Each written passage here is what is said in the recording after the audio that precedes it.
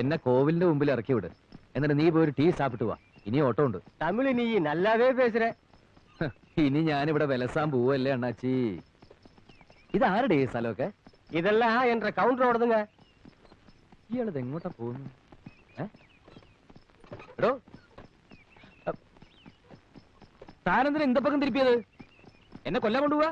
அப்படிலாம் செய்ய மாட்டேனுங்க. ஆம்பளை பிள்ளை தானே, பயப்படாம வாங்க. വണ്ടി നിർത്തോ. എടോ അണ്ണാച്ചി, താനിത് എന്തു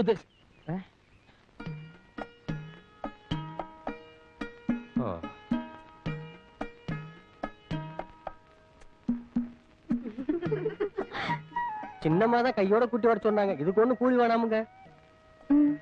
തറവാട്ടുകാർ മുഴുവൻ ഗുണ്ടകളാണെന്ന് കേട്ടിട്ടുണ്ട്. മോളു എന്നെ തല്ലാറിയതാ. ഈ പണി നമുക്ക് പറ്റില്ല. വണ്ടി എടുക്കണോ? என்னங்க இந்த பார்சல் அனுப்பணும். ஆபீஸ்க்கு வரலானா அப்பா கொன்னுடுவாரு. அதான் செல்லையாக்கிட்ட. മാനേജ്മെന്റ് ട്രെയിനി ആയിട്ട് ജോലിക്ക് വന്നവനാണ് ഞാൻ. നിങ്ങളുടെ ഈ 4 അണയുടെ പാഴ്സൽ വാങ്ങി വെക്കുന്നതല്ല എന്റെ ജോലി. ഒന്നും മനസ്സിലായില്ല അല്ലേ? എങ്ങനെ മനസ്സിലാവാനാ? എന്റെ പെണ്ണെ ഇതൊക്കെ വല്ല പോസ്റ്റ് ഓഫീസിലും കൊണ്ട് കൊടു. PKT-ലൊക്കെ വല്ലത് അയക്കണമെന്നുണ്ടെങ്കിൽ വലിയ വലിയ പെട്ടികൾ എന്തെങ്കിലുമൊക്കെ പോയിക്കൊണ്ടോ അപ്പ അയക്കാം. വണ്ടി എടുക്കണോ?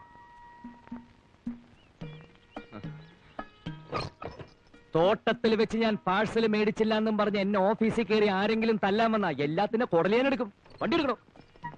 ഞാൻ ഒറ്റയ്ക്കല്ല, കരിവീട്ടി പോലത്തെ 3 എണ്ണം വേറെ ഉണ്ട്. പിന്നെ എന്റെ അച്ഛനും ഒറ്റിടി ഇടിച്ച കൗണ്ടറൊക്കെ പൊടിഞ്ഞ് ഉമിക്കരി പോലെ ആയി പോകും. അവളുടെ ഒരു ഉണക്ക പാഴ്സൽ.